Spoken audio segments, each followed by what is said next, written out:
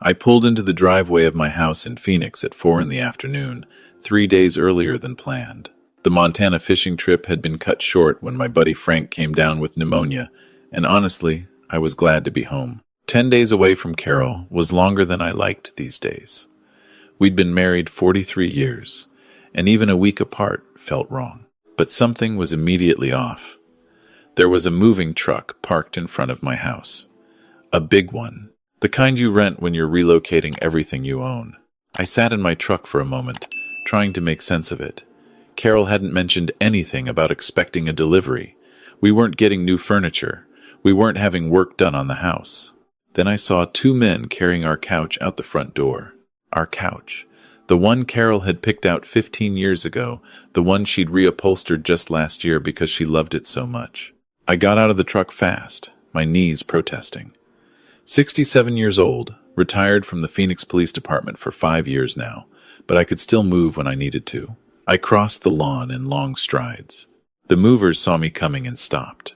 One of them, a young guy with tattoos up both arms, looked nervous. "What the hell is going on here?" I said. "Why are you taking my furniture?"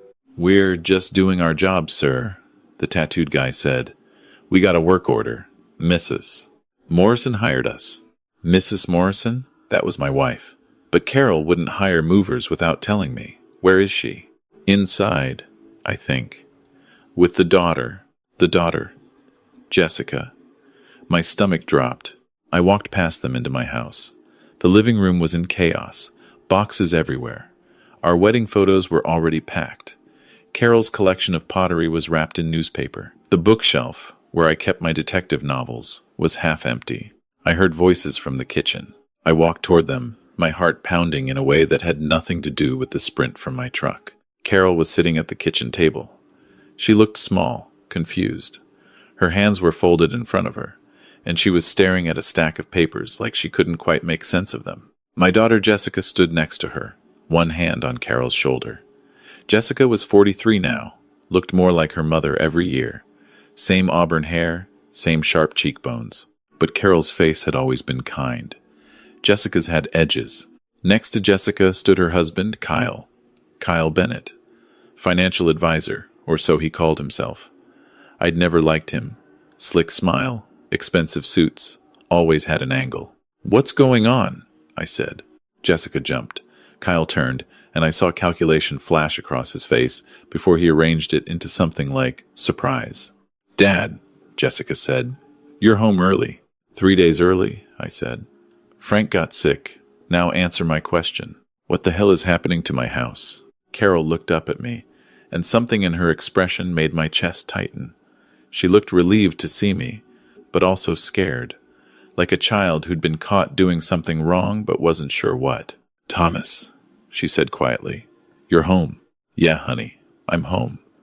I crossed to her, knelt beside her chair, took her hand. It was cold. "What's going on?" "We were just helping Mom make some decisions," Jessica said.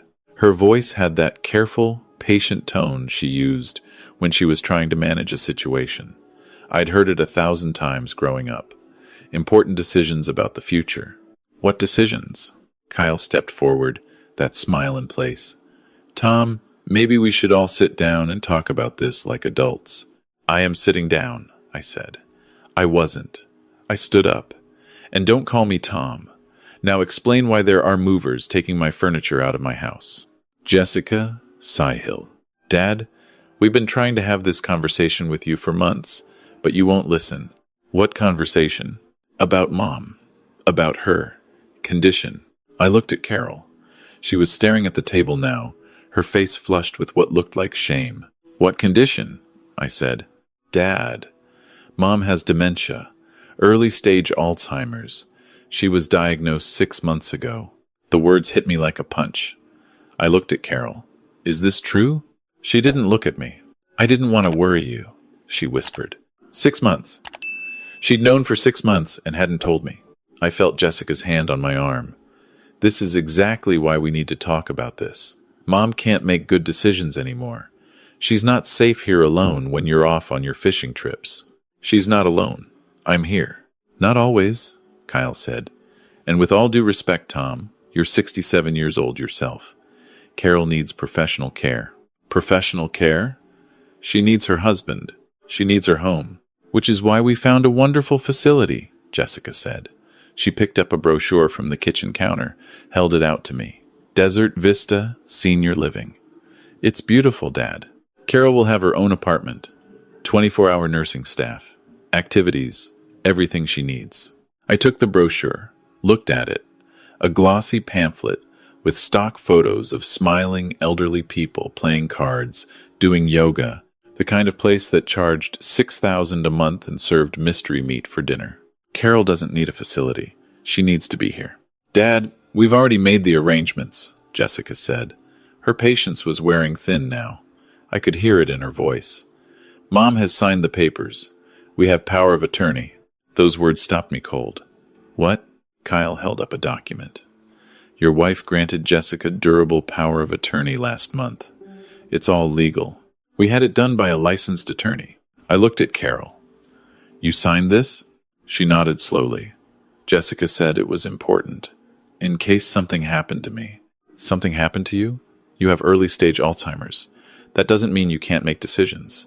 Actually, legally, it does complicate things, Kyle said, which is why we moved quickly to establish guardianship. We're protecting Carol's interests. Her interests or yours? Jessica's face hardened. That's not fair, isn't it? Let me guess. You're selling the house. Silence. Jesus Christ, I said. You're selling our house. It's the only way to pay for the facility, Jessica said. Desert Vista is expensive, but it's the best care available. How much is the house worth? We've had it appraised, $890,000. And how much of that will actually go to Carol's care? Kyle's smile faltered. We're planning to set up a trust fund. How much? I said again. $200,000, Jessica said, for the first few years of care. And the rest? That's not relevant. The hell it isn't. Where does the other $690,000 go? Dad, Kyle and I have expenses.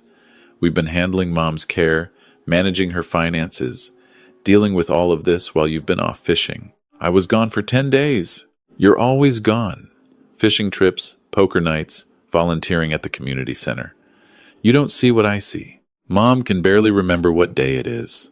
Last week she put her car keys in the refrigerator. She called me 3 times in 1 hour, asking if I'd talk to Grandma.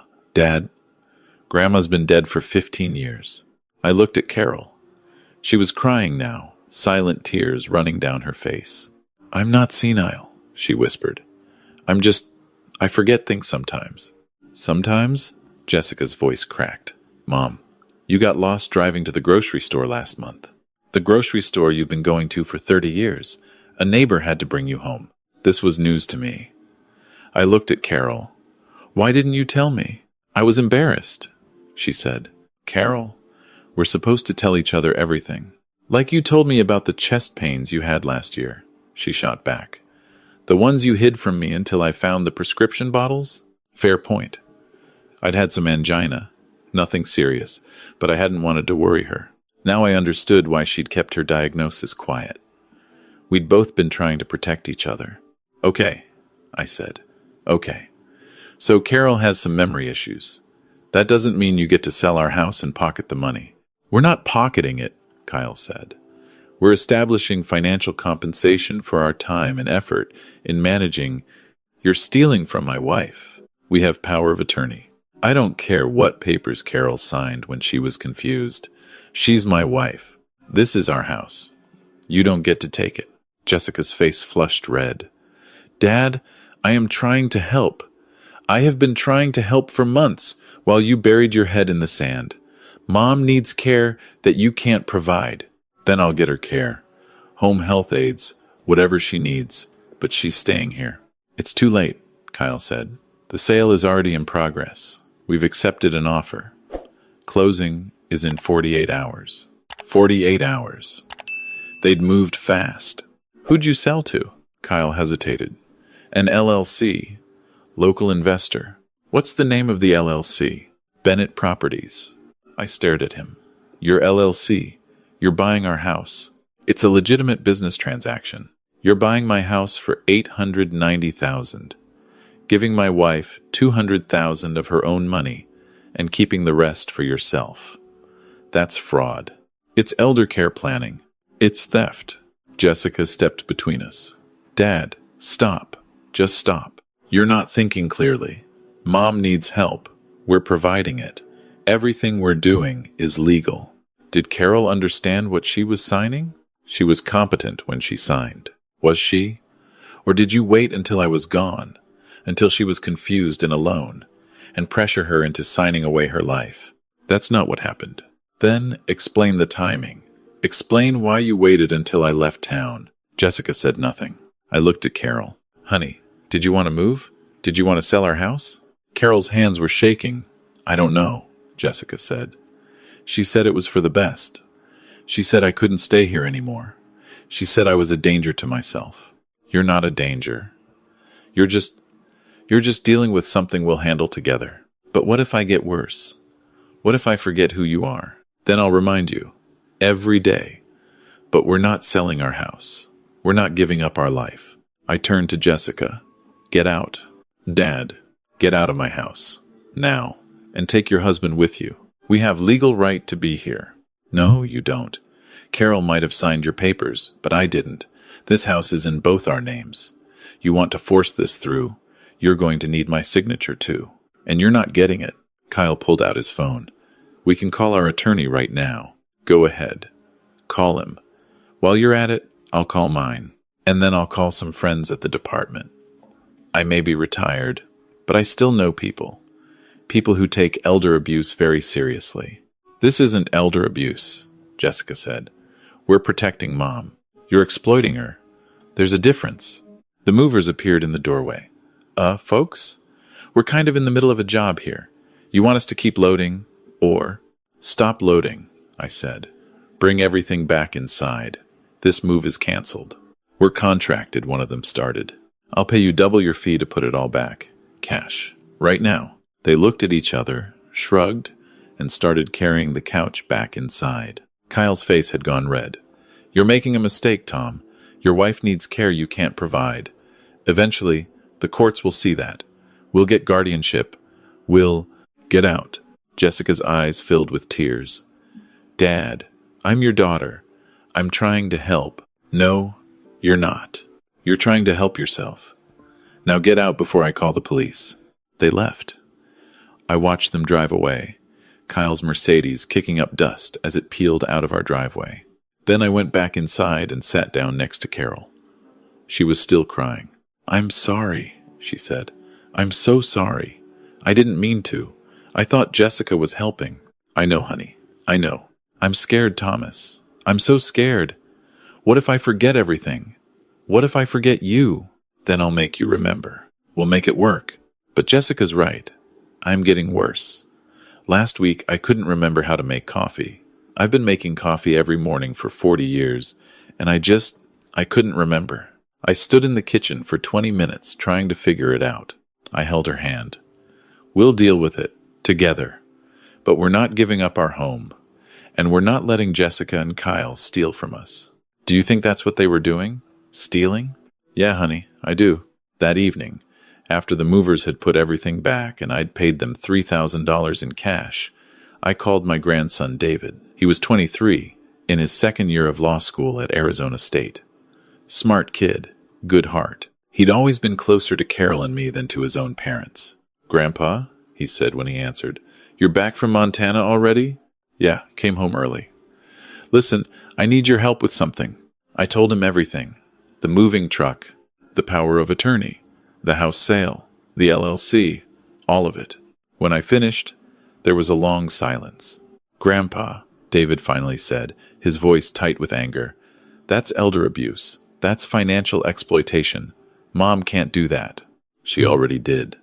Or tried to. I stopped it, but I need to make sure she can't try again. Okay, let me think. I'm taking elder law this semester. We just covered this. First thing, you need to get Grandma evaluated by a doctor. An independent doctor, not anyone Mom or Kyle might have influenced. We need documentation of her actual cognitive state. She does have Alzheimer's. Early stage. That doesn't make her incompetent. Early stage dementia patients can still make decisions. But we need to prove she was coerced or confused when she signed those documents. How? Did she read them? Did anyone explain them to her? Was she alone with Mom and Kyle? Or were there witnesses?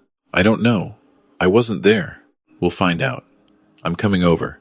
Let me grab my notes from class. We're going to build a case. David arrived an hour later. He sat with Carol for a long time, asking gentle questions. When did Jessica first approach her about the power of attorney? What did she say? Did Carol understand what she was signing? Carol's answers were heartbreaking. Jessica had told her it was just a precaution. Kyle had used a lot of legal terms Carol didn't understand. They'd been kind, patient, but insistent. They'd made it seem like the responsible thing to do, the loving thing to do. They'd made Carol feel like refusing would be selfish, would be putting an unfair burden on Jessica. Classic manipulation, David said quietly when we stepped into the hallway.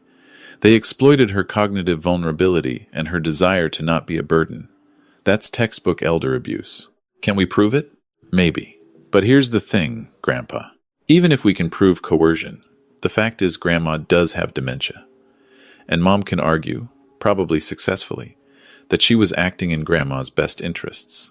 A judge might side with her. So what do? We fight back. Hard. I'll file a complaint with Adult Protective Services tomorrow. They'll investigate.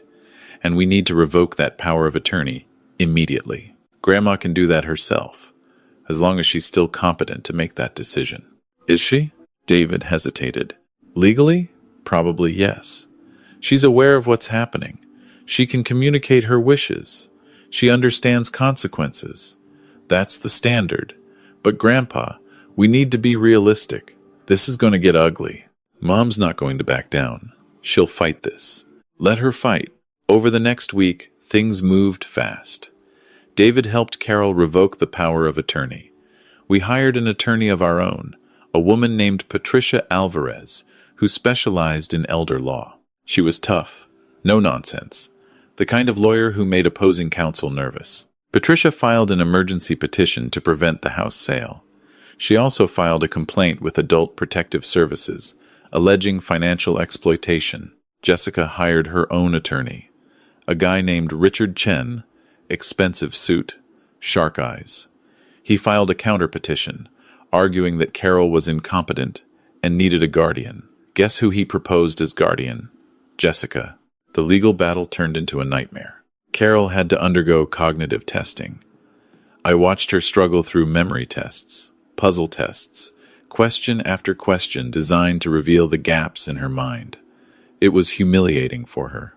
She cried afterward, said she felt like a specimen under a microscope. The doctor's report came back. Early stage Alzheimer's disease, confirmed.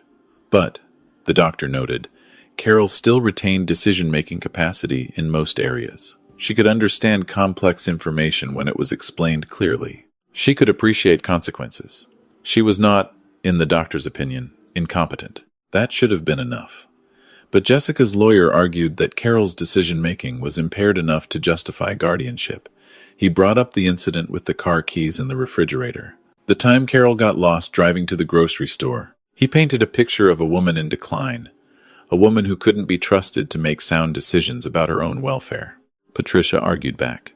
She pointed out that early-stage dementia doesn't equal incompetence. She highlighted the suspicious timing of the power of attorney, obtained while I was out of town. She brought up the LLC, the sweetheart deal Kyle had arranged to buy our house for below market value. This isn't about protecting Mrs. Morrison, Patricia told the judge. This is about profiting from her vulnerability. The judge ordered an investigation, not just by Adult Protective Services, but by the Attorney General's office. Elder abuse, if proven, was a criminal matter. That's when things really fell apart for Jessica and Kyle. The investigation uncovered that this wasn't their first time. Kyle's LLC had purchased 3 other properties in the last 2 years, all from elderly clients of his financial advising business, all at below market prices. The pattern was the same. Gain the elderly person's trust, obtain power of attorney, convince them to sell their home, pocket most of the proceeds. Two of those elderly clients had since died. Their families had filed complaints, but nothing had come of it. Until now, the Attorney General charged Kyle with multiple counts of financial exploitation of a vulnerable adult.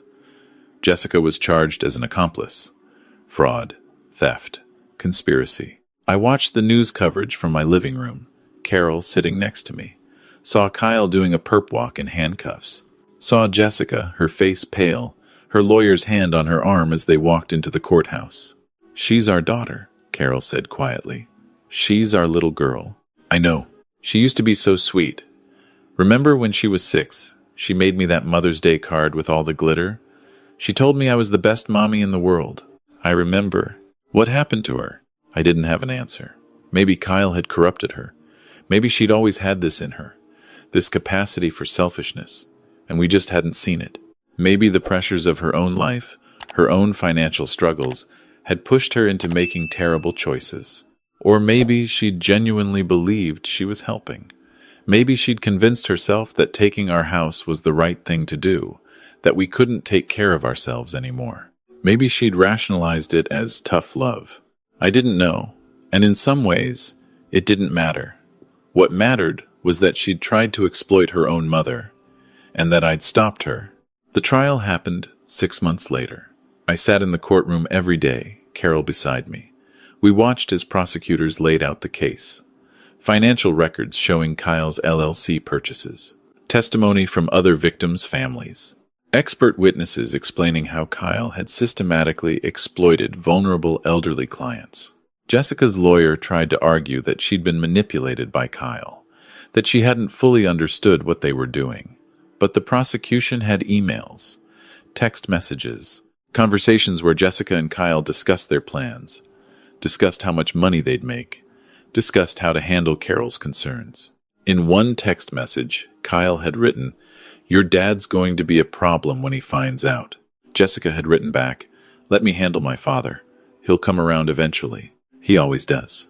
She hadn't counted on me not coming around, on me fighting back. The jury deliberated for 2 days. When they came back, they found Kyle guilty on all counts. Jessica guilty on conspiracy and fraud charges, but not on the more serious exploitation charges. The jury, apparently, had bought the argument that she'd been under Kyle's influence. Kyle got 10 years. Jessica got 4, with possibility of parole after 2. I watched her face when the sentence was read. Saw her break down.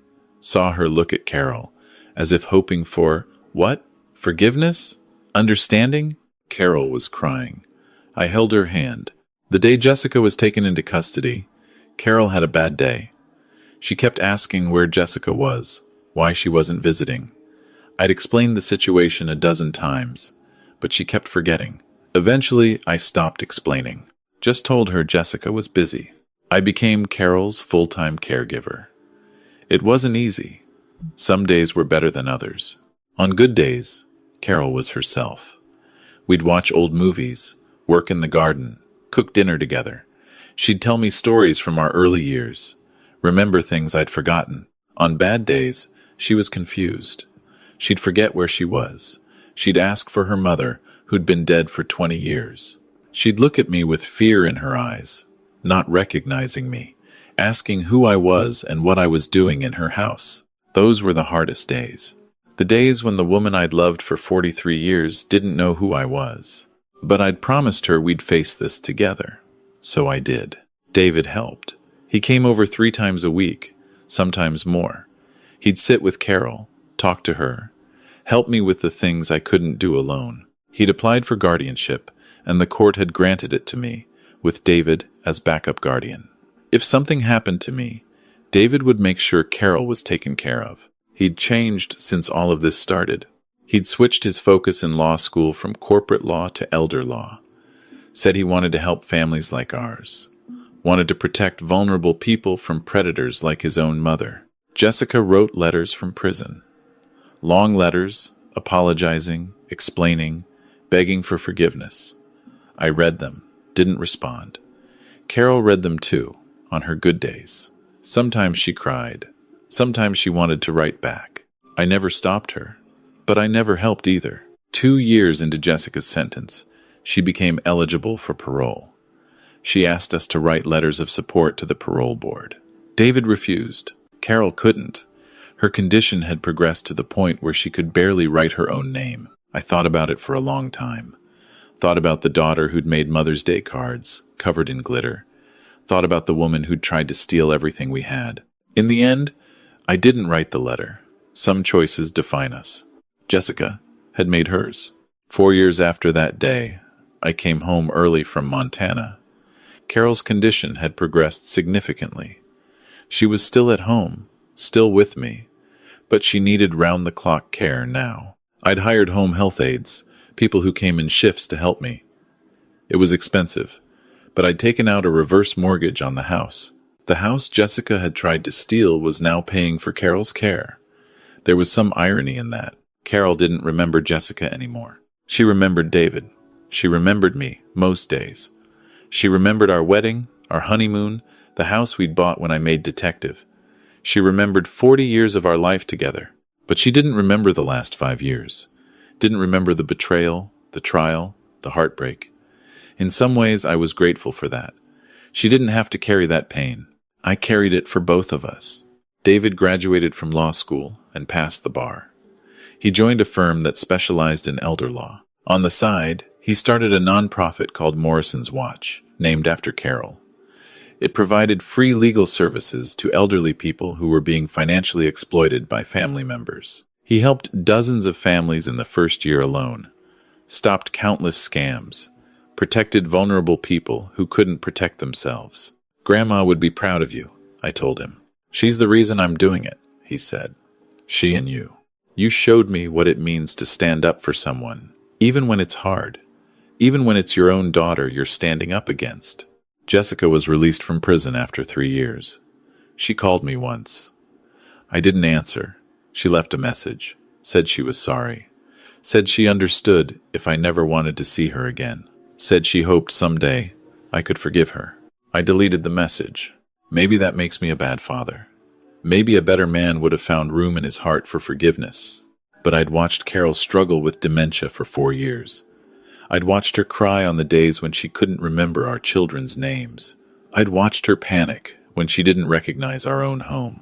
And I remembered that Jessica had been willing to take all of that away from her. Not to protect her, to profit from her. Some choices define us. That choice defined Jessica. And my choice not to forgive her defined me. I was okay with that. One evening, David brought his girlfriend over for dinner.